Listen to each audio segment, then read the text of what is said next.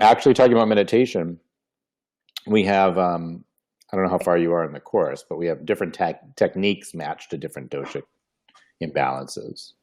So picking your technique becomes really important.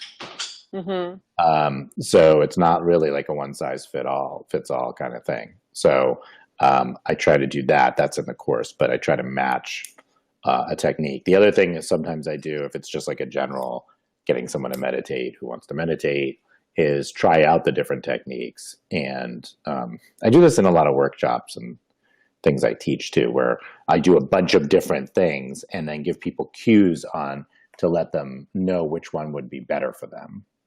So many people will have a huge affinity to one technique over another. And, you know, the body-based techniques, the mindfulness-based techniques versus like thought techniques versus like japa, you know, they're very different. In fact, they have almost, in a way, in the meditation world, they almost have nothing to do with each other, right? Like breathing in down to your pelvic floor is very different than saying Om Namah Shivaya, you know, 108 times.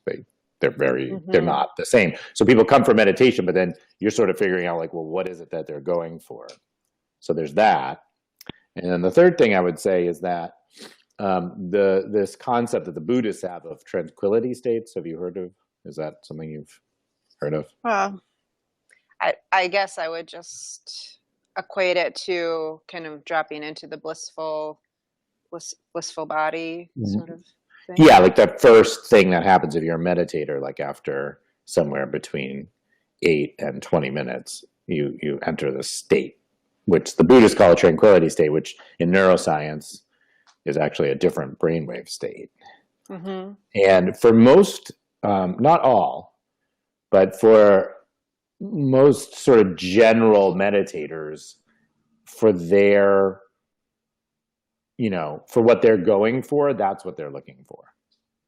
And so I know my teacher always would say that, you know, you of course meditate as, you know, if you've got 5 or 10 minutes, you know, try, but, you know, she would always encourage you to try to carve out like a full hour, which I don't know, my busy life, it's been really well. So this is what I was going to say. It depends why you're Yeah. doing it, though. So almost all meditation traditions are based on you becoming enlightened. So most people don't want to be enlightened. So already you've got this weird rub. Like that's not why they're doing it. They're like, you know, I have a lot of stress, right? Or I feel like I can't focus or whatever, some sort of thing like that.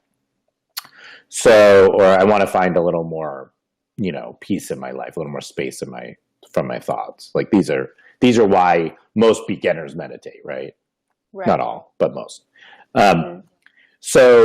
So I often will explain like, okay, well, there's this tranquility state, and part of what you're trying to do is to teach your brain that this is possible and that this is going to be from now on a regular activity, this tranquility state.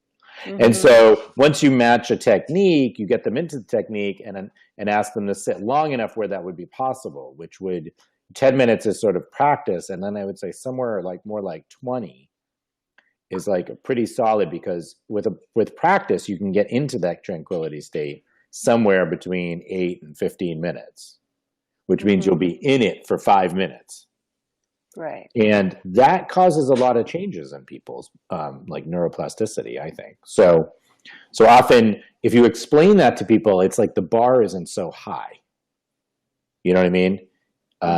You're like, that's what you're going for. You might not get it every time. Here's the technique. You know, we're going to try.